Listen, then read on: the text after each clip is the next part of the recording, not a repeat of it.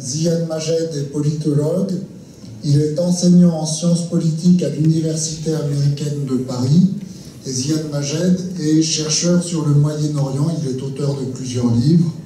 Je suis ravi et honoré d'être parmi vous ce soir et je remercie l'association Medina pour cette opportunité qui m'a été offerte de vous rencontrer et d'échanger donc autour de Gaza, la Palestine, entre histoire et avenir, quelle situation, quels défis.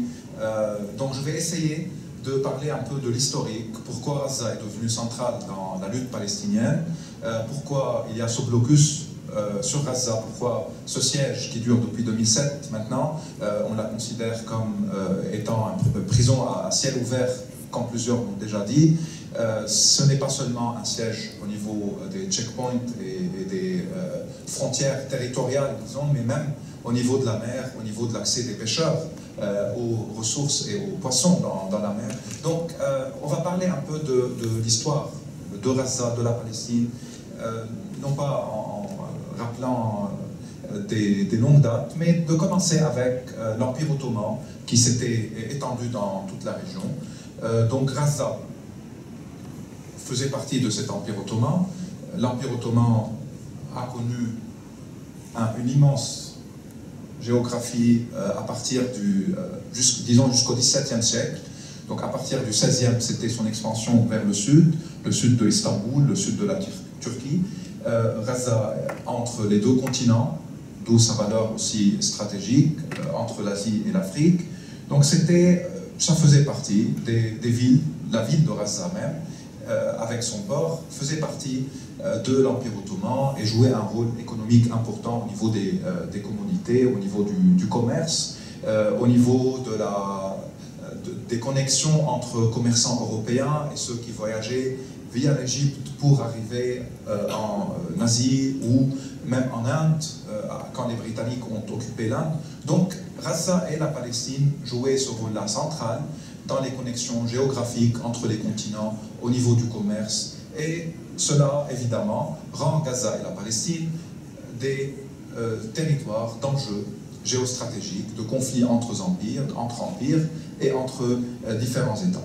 Avec le déclin de l'Empire ottoman, donc ce qui reste de l'Empire ottoman juste à la veille de la Première Guerre mondiale, c'est les territoires que vous voyez là, s'étendant de la péninsule arabique, la région qu'on appelle le Hijaz, où il y a Mecca et la Médina, vers la Palestine ottomane, la Syrie, l'Irak et la Turquie d'aujourd'hui. Donc l'Empire qui avait un contrôle territorial important en Europe, dans les Balkans, puis au niveau de l'Afrique du Nord, s'est réduit à sa présence sur quelques territoires arabes en Asie et sur la Turquie elle-même. Et cela fut juste à la veille de la Première Guerre mondiale, parce que les Britanniques étaient déjà en Égypte, parce que les Français étaient déjà en Tunisie, en Algérie et au Maroc.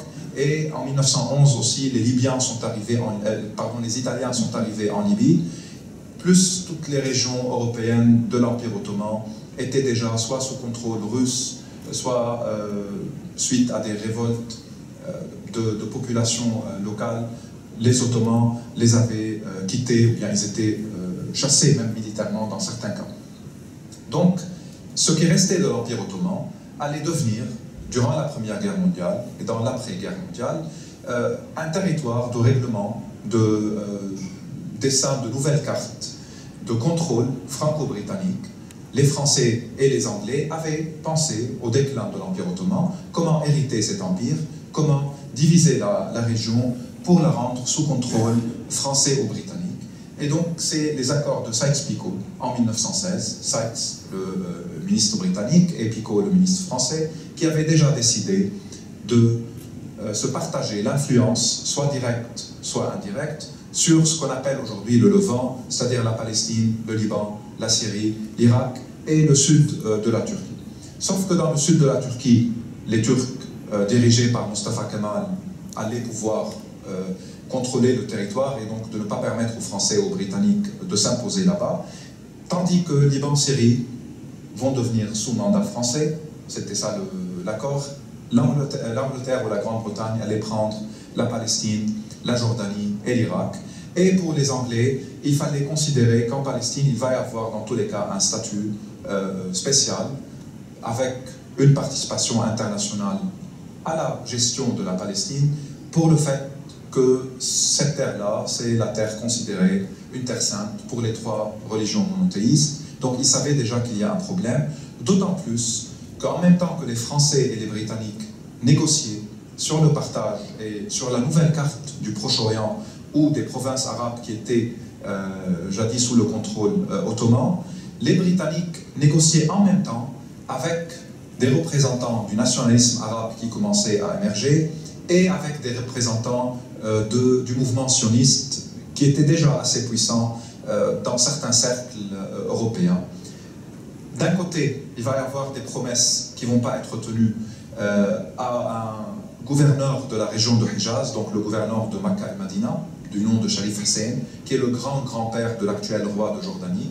Ils vont lui promettre que si jamais il déclare une révolution arabe contre les Ottomans, cela va pousser les Britanniques à le reconnaître comme le roi des Arabes, suite au déclin de l'Empire ottoman, parce que l'Empire ottoman, durant la Première Guerre mondiale, s'était positionné auprès des Allemands et des Autrichiens contre les Britanniques et les Français soutenus par les Russes. Donc il y a eu cette première promesse à Sharif Hussein de Hijaz qu'il allait devenir le roi des Arabes suite au déclin des empires ottomans. Si ces forces traversent la péninsule et montent vers la Palestine, puis Liban, Syrie, et donc chassent les Ottomans de cette région, les Britanniques étant en Égypte, ils allaient de leur côté progresser via Gaza pour rejoindre les troupes arabes, et donc ça va être une défaite ottomane qui va aussi disperser les forces ottomanes et permettre aux Français et aux Britanniques de ne plus avoir la contribution ottomane au combat qui se déroulait sur le continent, puisqu'ils étaient alliés, comme je l'ai dit, avec les Allemands et les Autrichiens.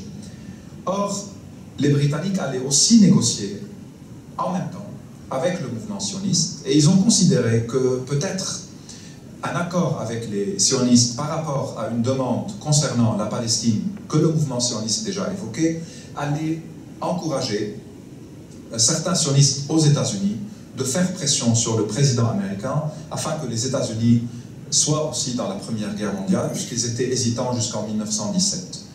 Donc ces négociations entre les Britanniques et le mouvement sioniste vont donner lieu à la déclaration de Balfour, la déclaration de Balfour selon laquelle Londres garantit aux sionistes qu'un État juif serait construit en Palestine.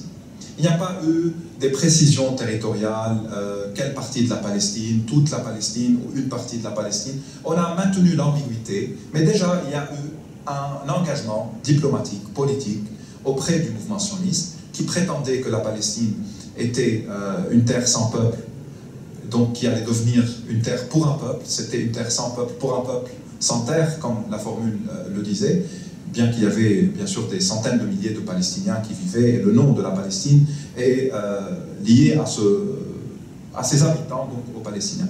Cette promesse et cette déclaration de Balfour va être donc un autre volet au niveau des négociations. Il y a Sykes-Picot, il y a la promesse aux Arabes qui ne va pas être respectée, et il y a la déclaration de Balfour.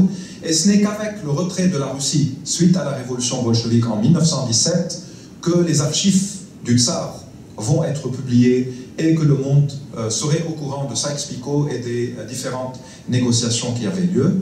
Pour Sharif Hussein et ses troupes, c'était trop tard, ils étaient déjà engagés dans des combats contre les Ottomans en espérant que cela va mener à une reconnaissance. Pour les Britanniques, ils étaient déjà passés à autre chose et leurs troupes avaient progressé vers la Palestine, et ils comprenaient qu'une question palestinienne, juive, allait être le grand défi pour les années à venir. Donc ils ont voulu une contribution internationale à partir de 1918 pour la gestion de ce territoire-là. Cela, comme vous le savez, va se développer jusqu'à 1947. Mais je voulais juste aussi mentionner rapidement, c'est que ce qui faisait que Gaza était au centre des conflits et pourquoi la Palestine était une terre déjà géostratégiquement très importante, c'est que la plupart des enjeux durant l'Empire ottoman, avec l'arrivée de Napoléon et son occupation de l'Égypte pendant 3 ans, puis frontières entre Ottomans et Britanniques, puis toutes les questions de la Première Guerre mondiale qu'on a évoquées, cela allait donner une importance à cette terre-là, avec ce qu'elle représente au niveau symbolique, mais aussi au niveau humain. Et avec le mandat britannique, l'immigration juive a commencé en Palestine. Pour Gaza même, on parlait en 1947 seulement de 2% de la population de Gaza qui était formée par les immigrants ou par les colons juifs qui arrivaient, 2%, donc 1600 personnes à peu près sur les 80 000 personnes que comptait la bande de Gaza.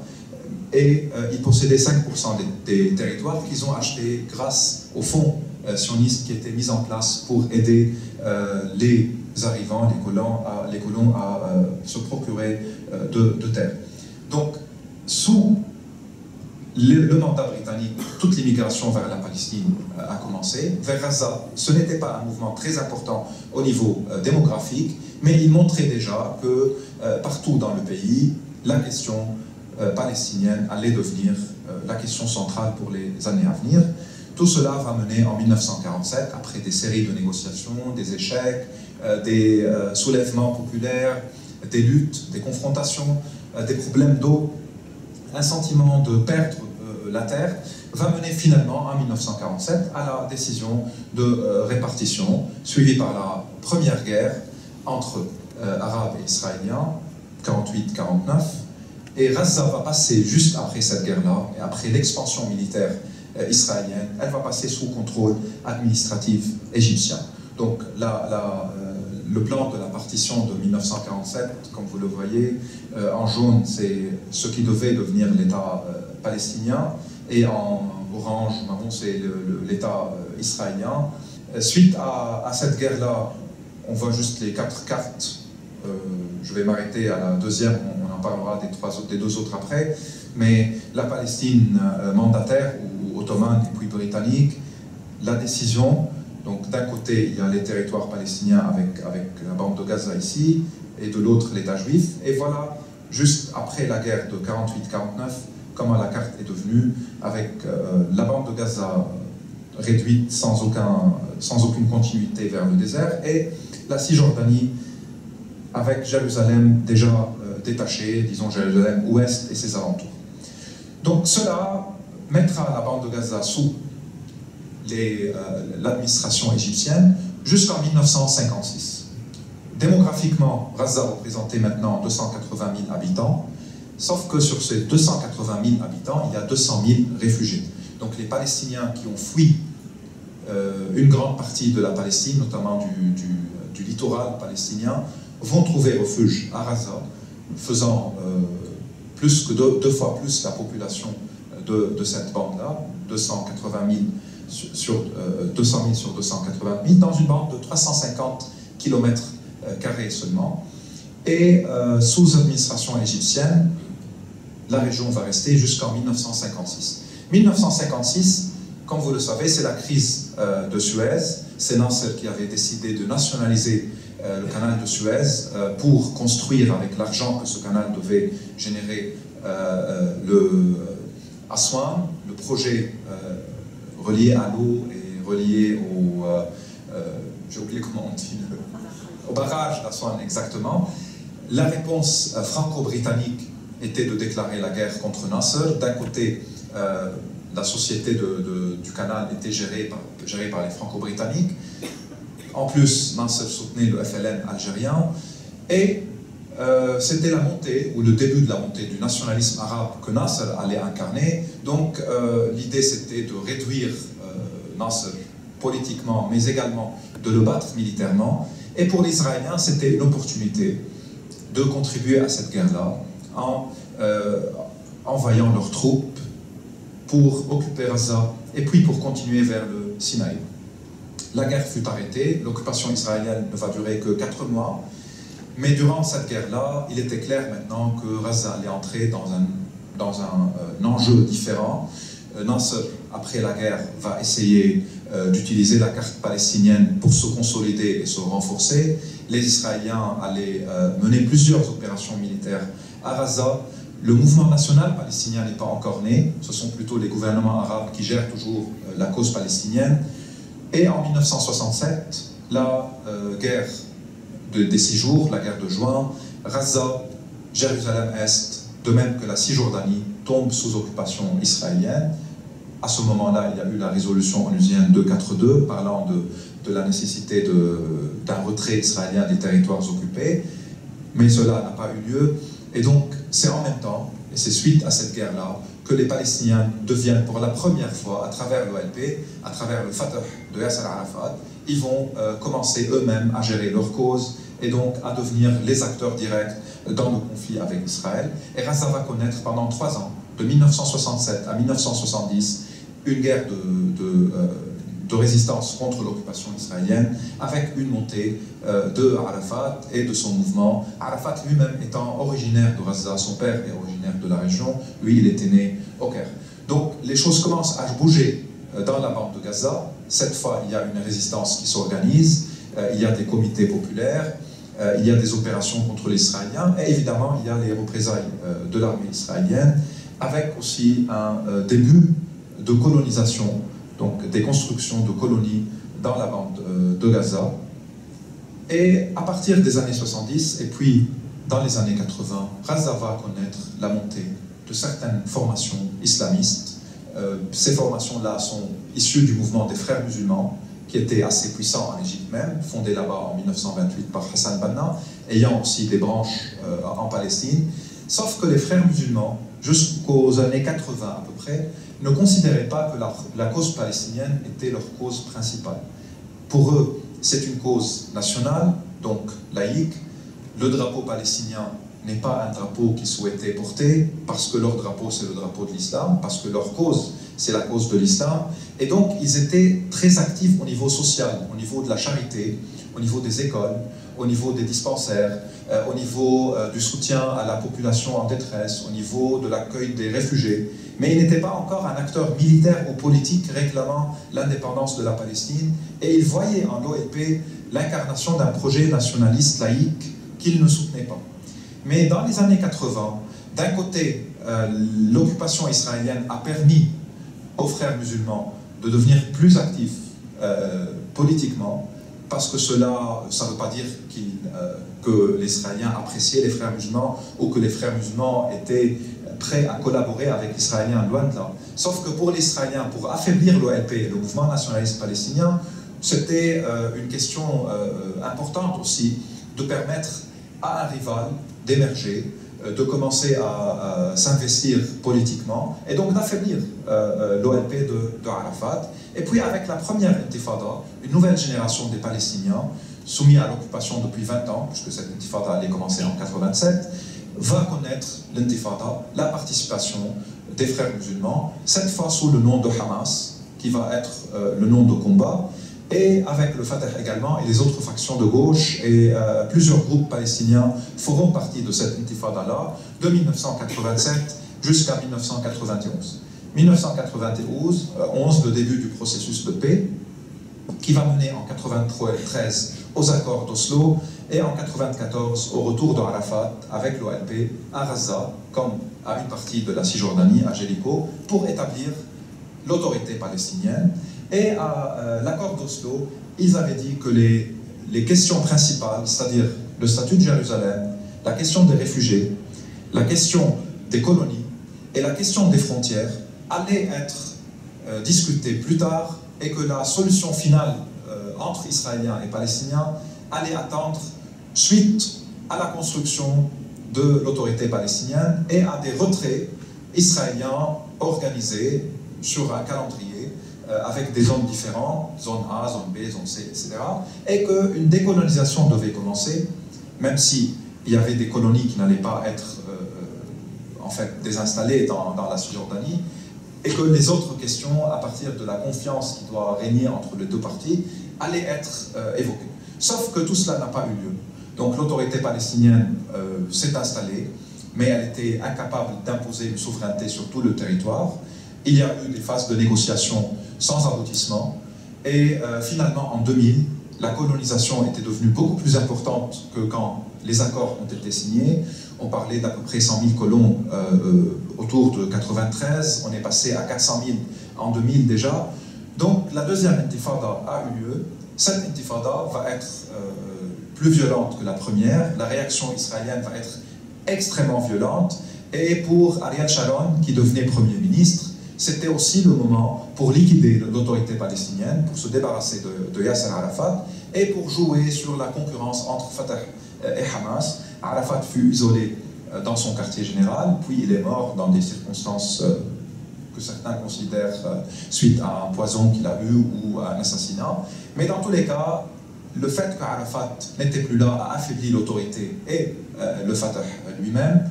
Le chef de Hamas a été assassiné également.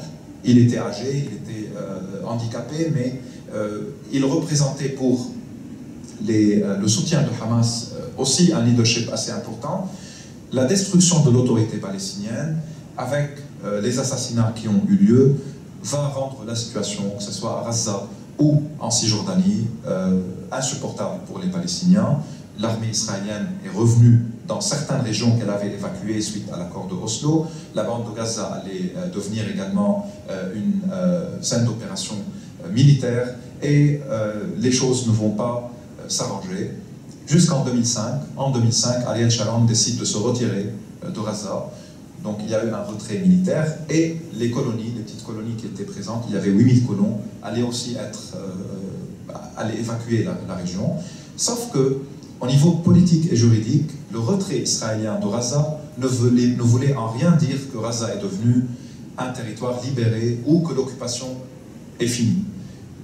Pour différentes raisons. Premièrement, le statut ne change pas au niveau des Nations Unies que lorsqu'il y a un accord diplomatique entre les deux parties. Or, le retrait israélien a eu lieu suite à une décision unilatérale, sans aucune négociation et sans un accord politique. Deuxièmement, les Israéliens se sont retirés de Gaza, mais ils ont continué à occuper la mer de Gaza. Les kilomètres au niveau maritime étaient restés sous contrôle israélien, continuaient à occuper l'air de Gaza à travers l'aviation militaire, et ils ont encerclé Gaza au niveau des checkpoints et des barrages. Donc le territoire lui-même, dans la définition de son statut juridique aux Nations Unies, est resté un territoire occupé, même si les troupes israéliennes n'étaient pas présentes. À partir de là, on est rentré dans une nouvelle dynamique, notamment à Gaza, avec Hamas qui s'organisait encore mieux qu'avant, avec une autorité palestinienne affaiblie, avec la disparition de Arafat, le Fatah lui-même affaibli, et on est arrivé en 2006 aux premières élections palestiniennes, suite à la mort de Arafat, que Hamas a réussi à remporter dans la bande de Gaza, non pas en ayant la majorité des votes, mais à partir d'un système électoral à la proportionnelle. Hamas a eu plus que Fatah, ils ont eu à peu près 43 à 44% des votes de ceux qui ont participé, pour plusieurs raisons. D'un côté, c'est une machine électorale efficace qui a su mobiliser et attirer ceux qui la soutiennent pour voter. Deuxièmement, le réseau social du Hamas était assez important. Troisièmement, il y avait une fatigue chez une grande partie de la population palestinienne suite aux échecs des négociations et au sentiment que 13 ans après les accords d'Oslo, les choses ne changeaient pas, ne progressaient pas. La colonisation se poursuivait à Jérusalem-Est et en Cisjordanie.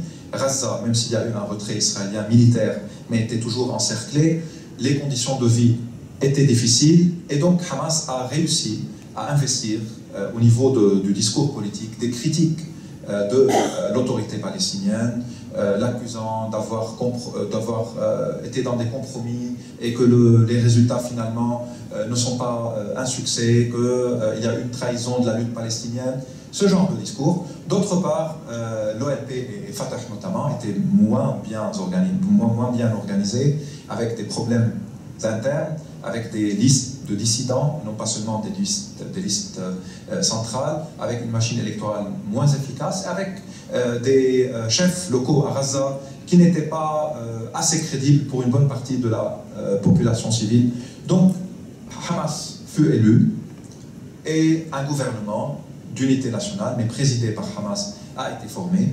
L'Union européenne et les observateurs américains du Centre Carter avaient validé les élections en considérant que c'était des élections libres, sans fraude, et que ça représentait un peu ce que les Palestiniens souhaitaient voir à ce moment-là. Mais malheureusement, ces déclarations n'ont pas été suivies par un acte de reconnaissance ou de dialogue et de coopération avec le nouveau gouvernement palestinien présidé par un membre du Hamas. Le contraire a été fait. On a dit que Hamas n'a pas encore reconnu Israël, donc on boycotte, on ne reconnaît pas les résultats des élections dans ce sens-là. Les Israéliens ont considéré que ça c'est un prétexte pour dire que l'autorité palestinienne et le gouvernement palestinien n'ont aucune crédibilité, aucune légitimité, donc on arrête les négociations. On a commencé à dire qu'il n'y a pas de partenaire palestinien pour les négociations de paix.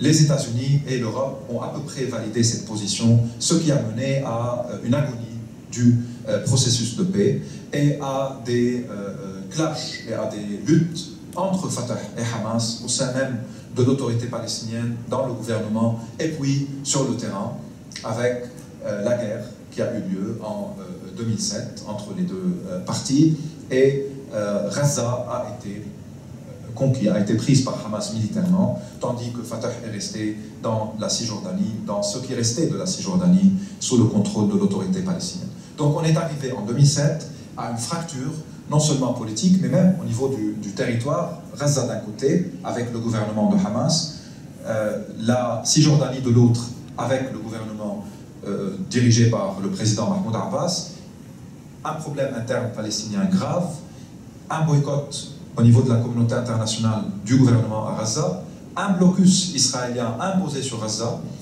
Vous savez, l'électricité à Gaza, elle est achetée des Israéliens, donc parfois il y a des problèmes, il y a des pannes, parfois l'électricité arrive, puis il y a tous les impôts. Les impôts, c'est un service central israélien qui prend les impôts des Palestiniens également, et puis qui redistribue l'argent selon leur part.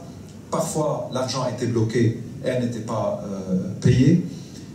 Les travailleurs palestiniens qui partaient en Israël ne pouvaient plus sortir de la bande de Gaza pour aller travailler. Au niveau de la pêche, l'armée israélienne a réduit à 3 km, à 4 km l'espace où la mer où les Palestiniens pouvaient pêcher. Tout cela a mené à un embargo, à un étouffement économique, à une grande crise humanitaire. Beaucoup d'organisations internationales n'avaient pas le même accès au territoire. Le budget de l'ONU avait également été modifié. Donc, tout cela a fait que la bande de Gaza était déjà dans des conditions au niveau humain et humanitaire insoutenables.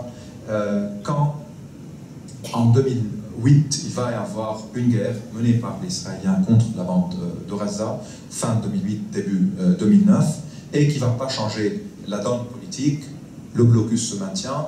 Il y a eu une souffrance humaine importante, plus de 1200 à 1300 civils tués dans ce conflit, et le blocus s'est maintenu. Donc, la situation, et on va juste dans un moment parler un peu de quelques chiffres qui révélaient la souffrance de la population. La situation au niveau des dynamiques politiques n'avait pas changé grand-chose. Certains étaient optimistes avec l'arrivée de Barack Obama aux États-Unis en fin 2008, puisqu'il a évoqué la question israélo-palestinienne comme étant la priorité au Moyen-Orient de sa politique étrangère.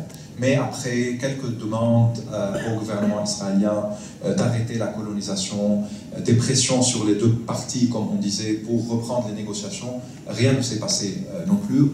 Aucun progrès au niveau des 4 questions principales, la colonisation, Jérusalem-Est, les frontières et le retour des réfugiés. Donc pour Hamas, également cela a renforcé la logique qui disait qu'Israël ne souhaite pas la paix, que les Israéliens n'acceptent aucun compromis, et Hamas essayait de se maintenir et de renforcer son contrôle au niveau de la bande de Gaza, avec des tentatives de temps à autre de réconciliation avec l'autorité qui échouaient.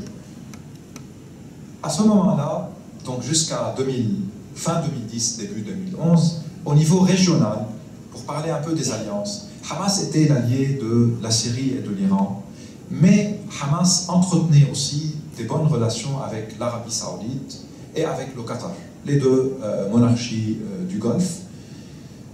L'alliance avec Téhéran et Damas permettait à Hamas la présence de ses chefs à Damas, par exemple, comme son nouveau chef Khaled Mash'al, permettait un soutien financier iranien, permettait parfois des camps d'entraînement avec le Hezbollah libanais, lui-même formé et entraîné par les Iraniens.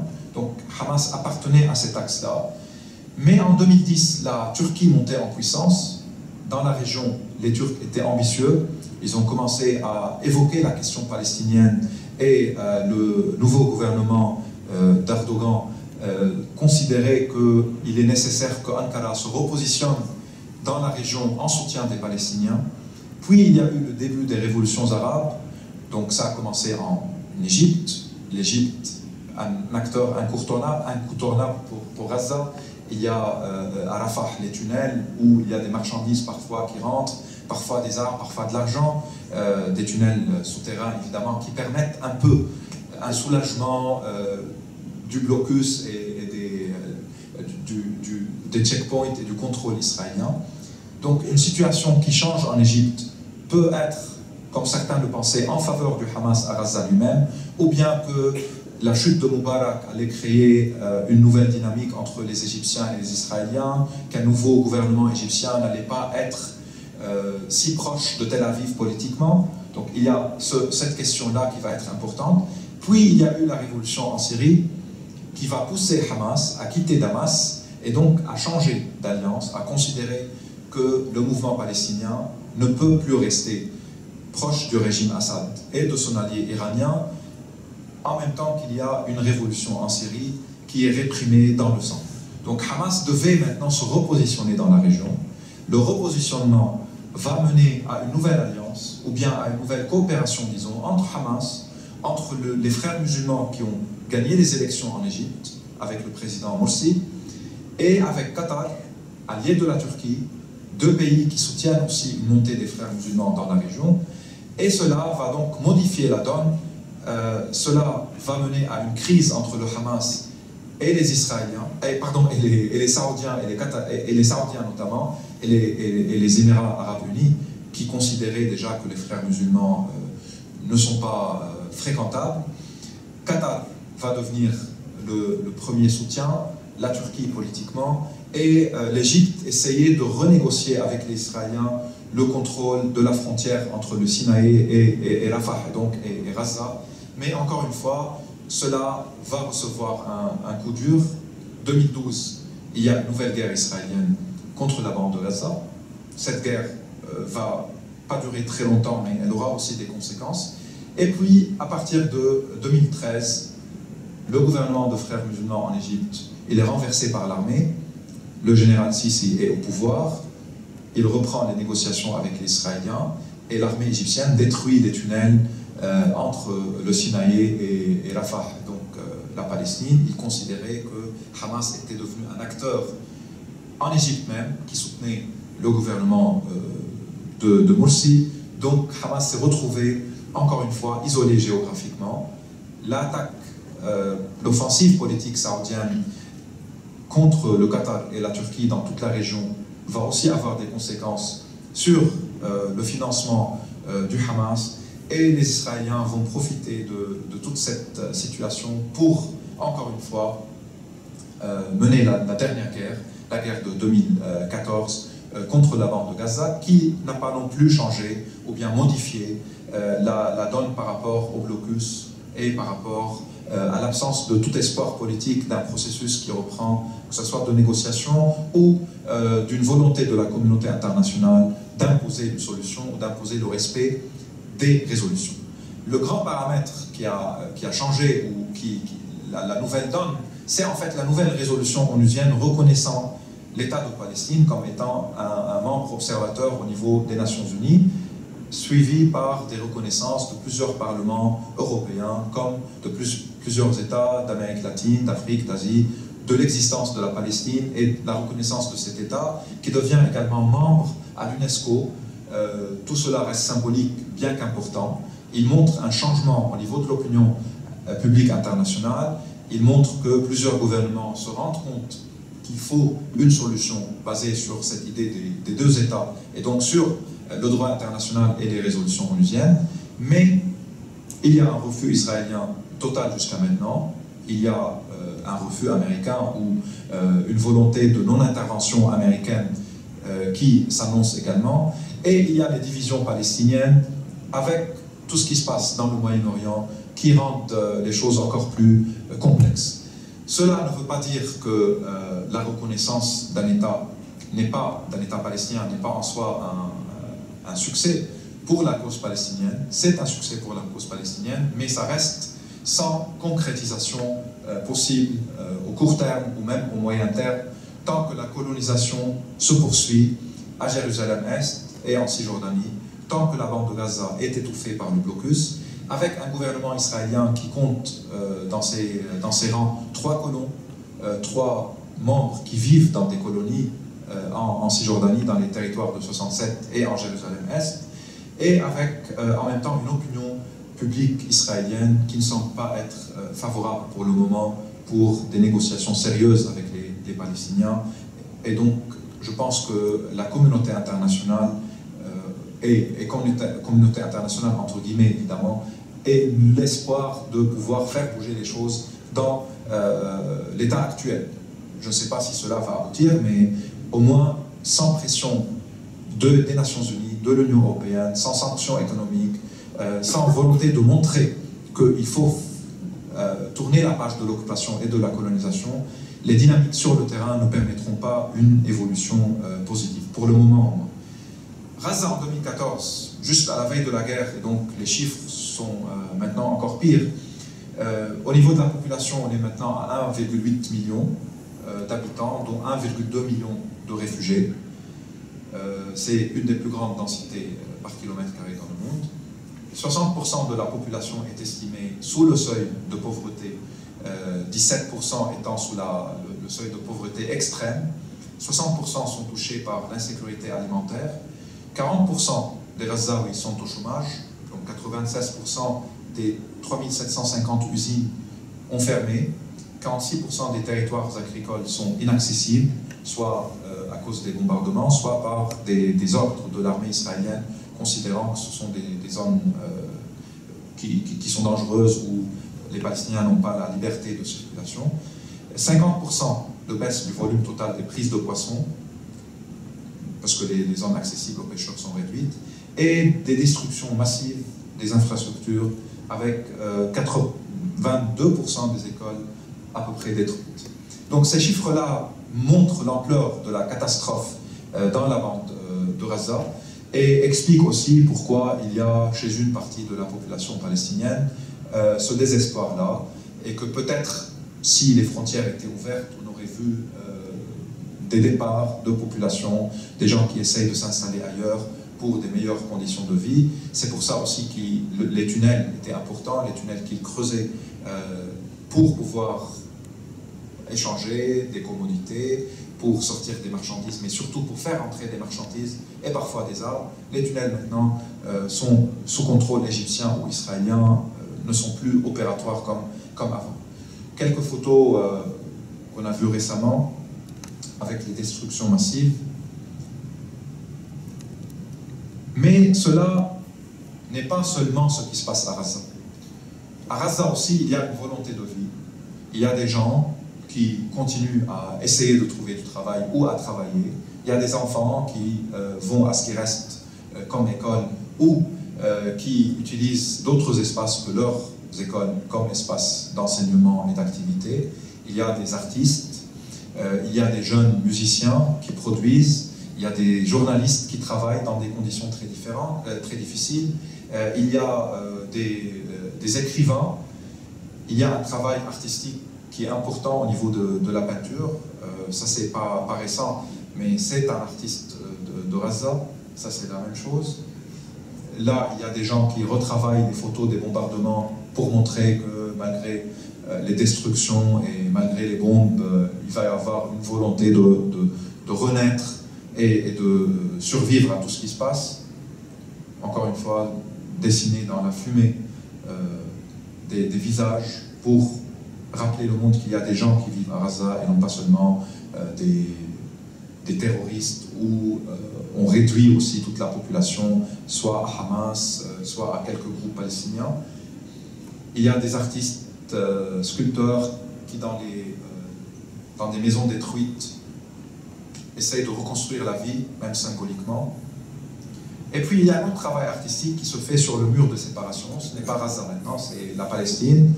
Sur le mur que les Palestiniens appellent le mur d'apartheid, il y a plein de dessins, plein de graffitis, plein de sens d'humour. Des gens qui échappent également à la fermeture et à la séparation. Et puisqu'on n'est pas très loin de Noël, le mur empêche le passage, et donc on fait appel aussi au Père Noël pour briser le mur.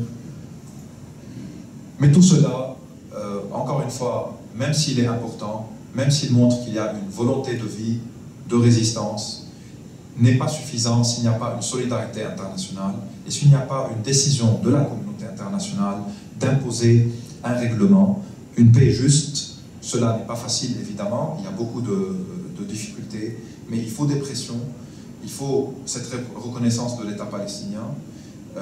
L'opinion publique est en train de modifier plusieurs choses en Occident, on l'a vu en France récemment. Le soutien des projets humanitaires en Palestine, le devoir d'information, la terminologie et les médias qui ne respectent pas souvent des codes éthiques ou bien qui sont parfois dans des erreurs de faits et des erreurs politiques comme juridiques.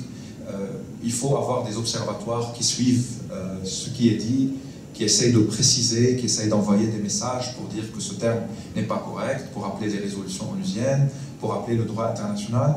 Tout cela commence à être mis en place, mais c'est lent et ça prend encore plus de temps. Et on peut finir avec une note d'espoir, c'est que malgré les destructions des écoles, malgré les difficultés, des gens, des enfants avec leur maîtresse dans cette photo-là, continuent, là où c'est possible, de dessiner, de lire, d'étudier, parce que je pense que c'est une question aussi de génération. Cette génération-là a subi beaucoup. On espère que la génération de ces enfants-là puisse un jour voir son rêve d'indépendance, de justice et de dignité se concrétiser. On peut après échanger sur est-ce que 2 États aujourd'hui c'est une solution possible, après tout ce qui s'est passé. Est-ce qu'un État binational est une solution peut-être plus juste, ou bien si ni l'une ni l'autre ne va pas être le scénario des prochains temps, c'est un conflit qui va dégénérer encore. Ce n'est pas seulement la Palestine qui est concernée, c'est toute la région, c'est tout le monde. On l'a vu à plusieurs reprises, les conséquences et les implications de ce qui se passe là-bas. Donc, avec l'état actuel des choses, si vous voyez la carte numéro 4, les territoires palestiniens sont maintenant 12% de ce qu'était la Palestine historique. En 67, la résolution onusienne de 1967, et puis les accords d'Oslo espéraient obtenir les 22% de cette Palestine historique-là.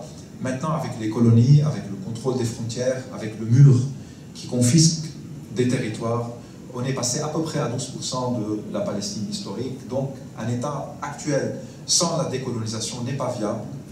C'est pour ça qu'on parle de plus en plus à élargir un peu les négociations pour évoquer d'autres scénarios, soit une décolonisation totale pour permettre une continuité territoriale et un accès aux Palestiniens à leurs champs et à leurs biens et à leurs écoles, soit, si cela n'est pas possible, évoquer la question d'un État binational devient aussi une possibilité.